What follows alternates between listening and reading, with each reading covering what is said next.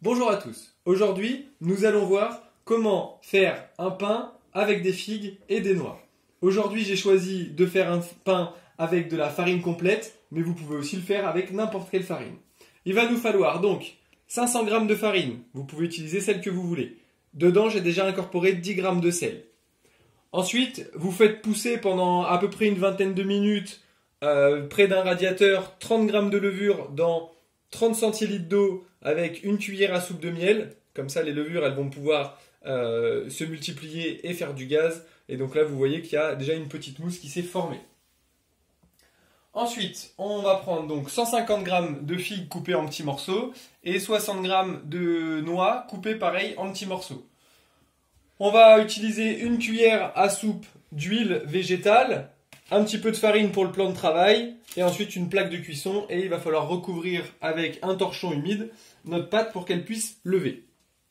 Donc la première étape, c'est qu'on va rajouter les levures dans la farine. On va rajouter notre cuillère à soupe d'huile.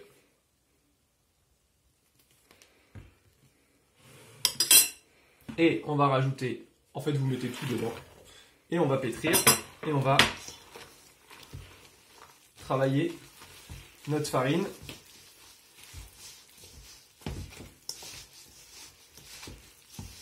jusqu'à l'obtention d'une boule.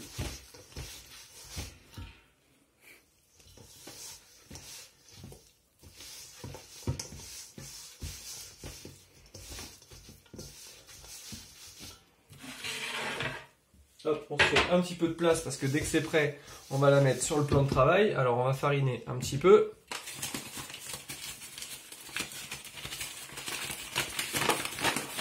Pour pouvoir mettre sur le plan de travail. Hop, on va pousser ça aussi.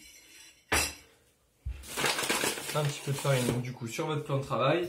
Vous sortez votre pâte. Hop, on récupère bien tout ce qu'il y a dans le fond du saladier. Et du coup, là vous allez devoir pétrir pendant un bon moment. C'est l'étape la plus compliquée, c'est l'étape la plus longue. Si vous avez un robot qui le fait tout seul, bah tant mieux. Moi, j'en ai pas.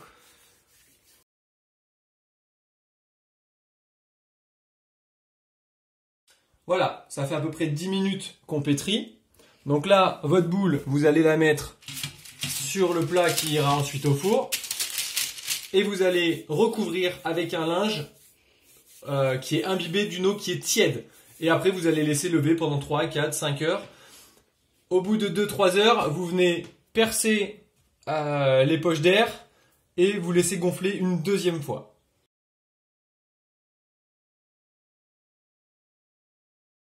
Alors, nous voilà de retour. On voit que le pain, il a bien gonflé. On va maintenant le mettre au four, mais avant de le mettre au four, 2 étapes. On va entailler avec le couteau pour faire des marques pour qu'il puisse bien gonfler. Et on va le fariner légèrement.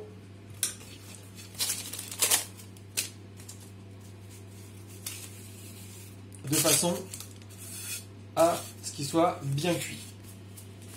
On met au four 10 minutes 180 degrés et au moment où vous l'enfournez, vous jetez un verre d'eau froide dans le four pour faire ce qu'on appelle le coup de buée. Donc hop, on va le mettre dans le four et un verre d'eau froide. Et on va laisser 10 minutes à 180 et ensuite on mettra 20 minutes à 210 degrés.